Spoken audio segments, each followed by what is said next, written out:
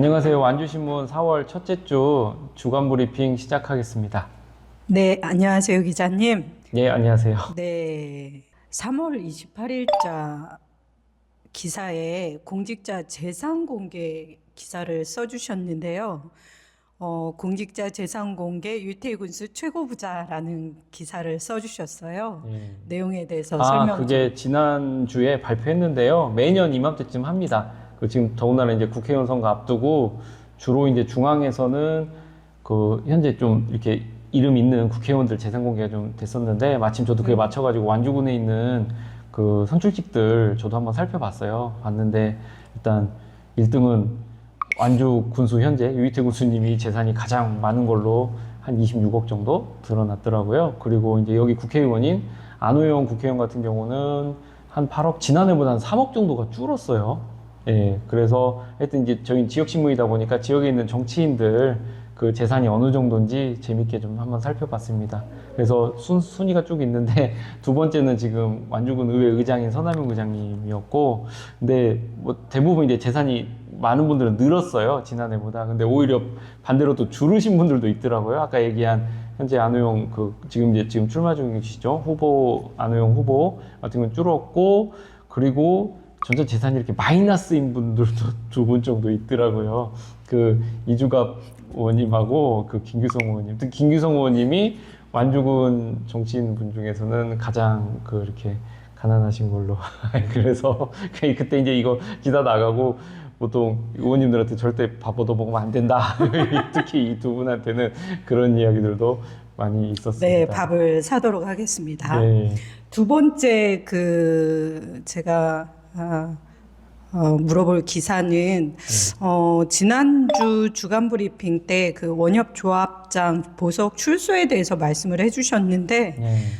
기자님께서 인터뷰를 하셨어요. 네, 그거에 대해서 월요일 날에 바로 했는데요. 네네. 그 기사가 지난주 수요일인가 나갔었고, 지난주 금요일 저녁에 그분한테 연락이 왔더라고요. 그래서 왜 내 이야기는 안 실어줬냐? 그래서 이렇게 말씀해 주시니까 잘 됐다. 그래서 제가 이제 반박문을 좀 보내달라고 그랬는데, 뭐 이제 월요일 되고 해서 그냥 제가 직접 인터뷰하는 게 빠를 것 같아서 직접 한번 찾아뵀습니다. 원예농협 찾아가가지고.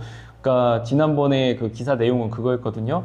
원협의 임원진 분들이 총 12분이 있는데 11분이 서명을 해서 그분이 보속 출소하자마자 원협에 와서 좀 무리하게 인사를 실행을 했다. 근데 그게 이제 처음에 좀 무산됐다가 나중에 또 했는데, 그게 상임이사의 인사 제청권 없이 했기 때문에 이거는 문제가 있다. 뭐 이게 주를 이루는 내용이었거든요. 근데 이제 그에 대한 반론을 좀 들었어요, 만나서. 그래서 이번에 다룬 인터뷰 내용에서는 그분이 이제 상임이사에 관련된 업무 부분은 인사 제청을 해야 되지만 그 외에는 나머지는 조합장 인사권이 있다. 이분 주장 그러세요. 그러면서 갔더니 이제 원협도 농협이잖아요. 농협 중앙회 규정의 인사 규정에 따르면서 관련 조항이랑도 보시면서 그렇게 이제 반박을 했던 내용입니다. 그리고 그때 호소문에 나왔던 게 또 뭐 의혹 제기가 두 개가 있었거든요. 뭐 기부금 위반하고 뭐 국가 보조금 뭐 횡령 관련 의혹이 있었는데, 그거에 대해서도 이제 호소문 내용 자체에 내가 한 게 아니라 어떤 직원이 했다고 써놓고 내가 한 것처럼 이렇게 한 건 좀 악의적이다. 그래서 너무너무 억울하다. 이것 때문에 뭐 이제 그런 말씀하셨어요. 근데 현재 뭐 항소심 진행 중이시고요.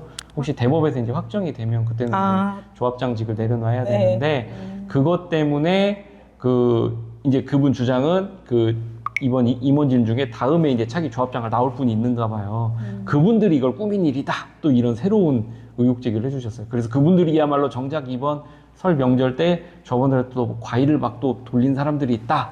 이거 명백한 이거야말로 위법이다. 또 이렇게 지금 공방이 벌어지고 있습니다. 그 기사는 조금 더 나중에 보시고 싶은 분들은 보셨으면 좋겠고요. 저도 외지에서 완주에 온 지 이제 1년이 조금 넘었는데요. 사실 완주하면 문화 콘텐츠가 많고 아름다운 자연이 많고 그래서 저도 되게 좋아하는데, 기자님께서 쓰신 기사에 보면 10년 넘게 공들였는데 완주 떠나는 문화 컨텐츠라고 있어요. 네. 그 내용에 대해서 설명 좀 해주세요. 이게 그 지난번에 제가 문화원 기사 전해드리면서 살짝 얘기했던 건데, 그때 문화원을 완주구청 근처로 옮기려고 한다, 뭐 그 얘기가 있었잖아요.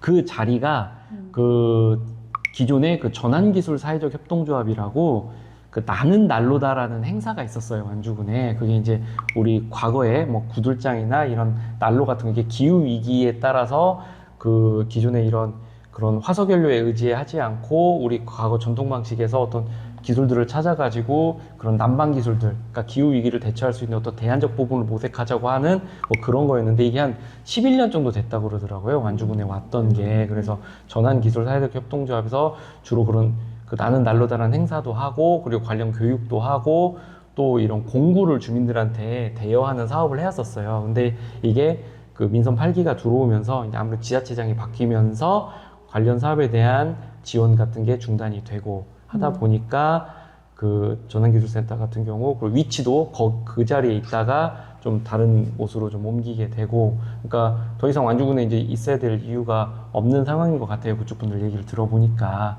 그래서 올해 하반기에 전남 장흥군으로 가려고 한다고 그러더라고요. 그쪽에서는 오히려 이런 문화 콘텐츠가 지금 원하나 봐요.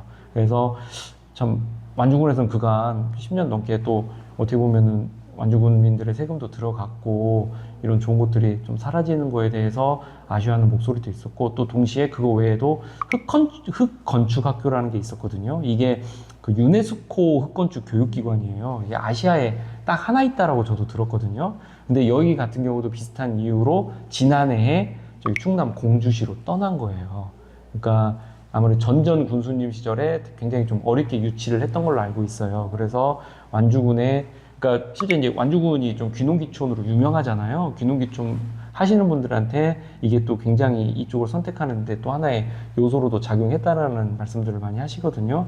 근데 이런 부분들이 이렇게 애써 키워놓고 지자체장이 바뀌었다고 해서 관련 사업에 대한 지원이 줄어들어서 결국 완주를 좀 떠날 수밖에 없는 게 안타깝다는 사연인데, 근데 완주군에서 또 반박을 합니다. 그간에 한 10년 넘게 완주 국민들한테 이런 교육도 했고 문화를 알렸기 때문에 우린 다 배웠다. 그리고 우린 뭔가 새로운 걸 더 해야 되는 게 우선이라고 생각한다. 그리고 이제 지자체장도 결국은 국민들이 뽑았기 때문에 결국 그 지자체장이 어떤 비전을 가지고 하는 부분을 집중하는 게 더 옳지 않겠냐. 뭐 또 이런 또 행정에서는 또 그렇게 말씀을 하시더라고요. 근데 이쪽 지역 사회에서는 좀 아쉬워하는 목소리가 있어서 그 부분을 좀 전달했습니다. 네, 기자님 이번 주도 수고 많으셨고요. 그 지금 밖에 보면 아름다운 꽃들이 많이 피었는데 네. 한 말씀 해주시고 마치도록 네, 하겠습니다. 오늘 또 비가 옵니다. 네. 다행히 여기 지금 벚꽃이 만개가 안 했는데 비가 또 막 세게 오지 않아서 이번 비가 거치면 절정을 이룰 것 같아서 이번 주말 정도, 다음 주 초까지는 또 꽃 구경하기 굉장히 좋은 날씨니까 네. 예, 좀 많이 이런 좋은 자연 즐기셨으면 좋겠습니다. 오늘 여기까지 하겠습니다. 감사합니다. 수고하셨습니다.